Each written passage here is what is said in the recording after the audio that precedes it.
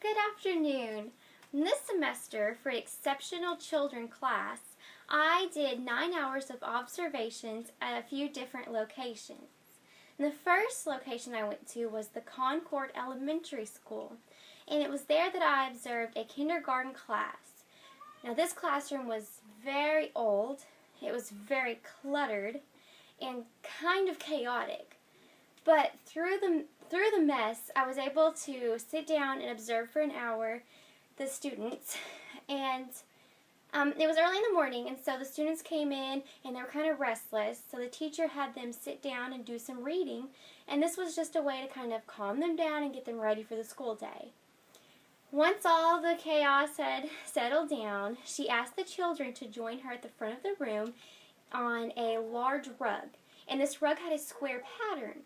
And she asked each child to sit in their own square to kind of give each other personal space. And it was here that they talked about changing the date, changing the month, changing the day of the week. They went over birthdays. And then they transitioned into like phonics and sight words. And this is when the teacher gave the students dry erase boards, and she would call out a word and she'd have them write down and hold up their word, and she would walk around and correct any mistakes. The students then went back to their desks and took a spelling test. And after that, I went on down to the first grade classroom, still in Concord, and again this was a very chaotic classroom. Everything was just kind of cluttered, but the focus of that day was reading and phonics. The teacher had asked a few students to join her at the back of the room at a table, and she introduced the new book of the week. And she explained that this book was going to be kind of difficult, but she went ahead and she tried it. She wanted to see if maybe this group could kind of move up a level. And so they would do a picture walk through the book, kind of make suggestions or guesses about what they thought would happen. And then she pointed out any words that looked a little difficult, and she would sound them out with them and get the students prepared to read. Then she asked everybody to go in the reading corner and sit down and read the book silently as she called the students individually. And she took notes as they read along. Any problems they had, when they were finished, she would go over with the student. And for second grade, I also stayed in the Concord School District, but this classroom was immaculate.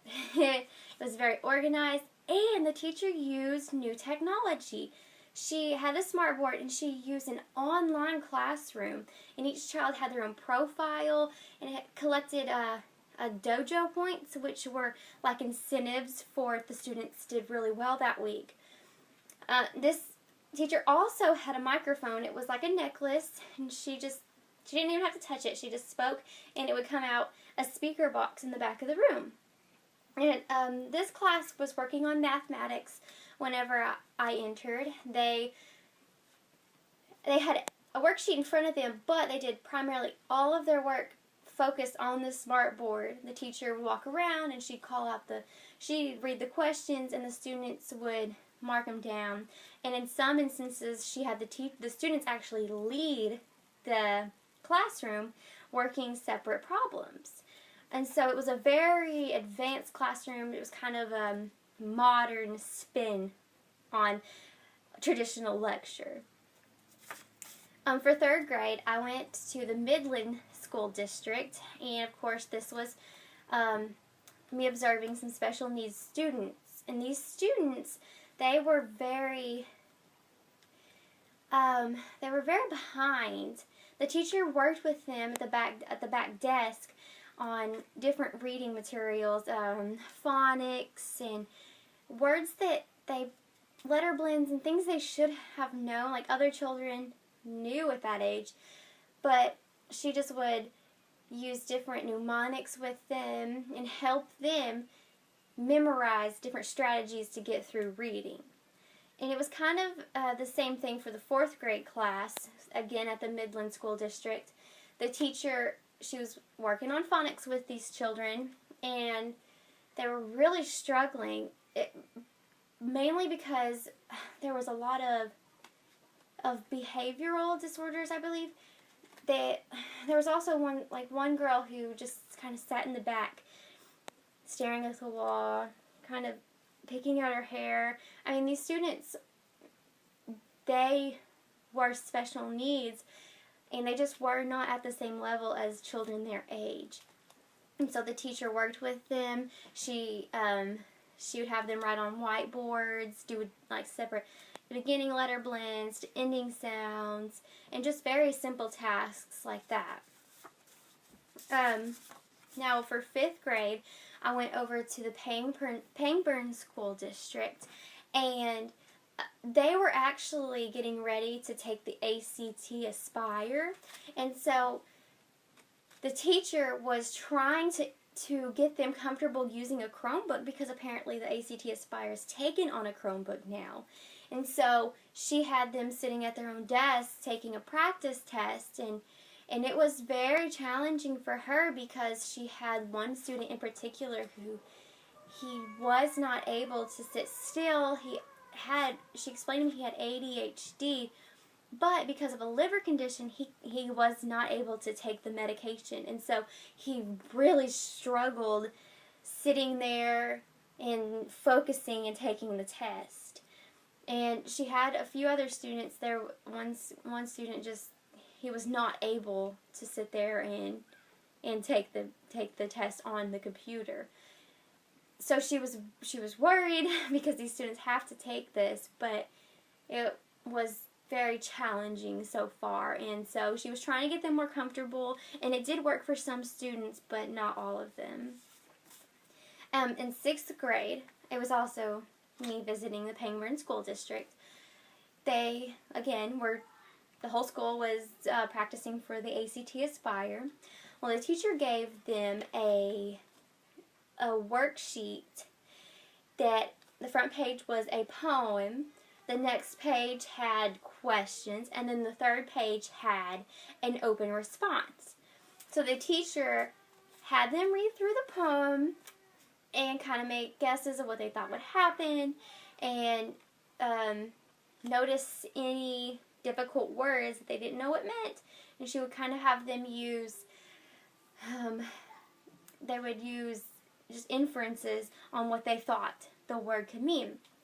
And this came in handy during the questions, because some of the questions did ask what these challenging words may be and what words rhymed. And so before they got to the questions, she had them go through, and each stanza that rhymed, she had them label A, B, C, D. And as they would go through, they would find like maybe perhaps stanza D rhymed with stanza A, and so she would have them match them together. And all of this was part of her preparing them for the questions, because the questions would ask like a random word at the end could rhyme with a word at the beginning, and they would have them make the connection. And so she taught them some strategies, like if you get to a problem or a question, you know that answer is not right, mark it off immediately. Don't look back. And once they got to the third page, the open response, she taught them different tricks to write a good response. Now for the 5th and 6th Gifted and Talented program, I stayed at Pangburn, and these students were actually preparing for a chess tournament, and so the whole class was basically going over rules and practicing and giving good feedback to their opponents, and trying to perfect their technique. And the very last school I visited was the Lonoke County Exceptional School in Cabot. And these children were very young, maybe 5, and so some were still in diapers, some were on feeding tubes, and there were 2 paraprofessionals in the classroom, and there was a lead teacher, but she wasn't present a lot of the time. She was kind of in and out because it's chaos there. There's so much. Everybody needs so much help. Their students have severe disabilities where they could be in wheelchairs. And so those teachers were running around. They were changing diapers and feeding, and at the same time trying to test them to see if they could do new skills like jump over this string or where's your nose. And so that observation really put into perspective how challenging it is working with children who are on all different levels. But overall, it was a great experience, and I really enjoyed the 9 hours that I got to visit with exceptional children.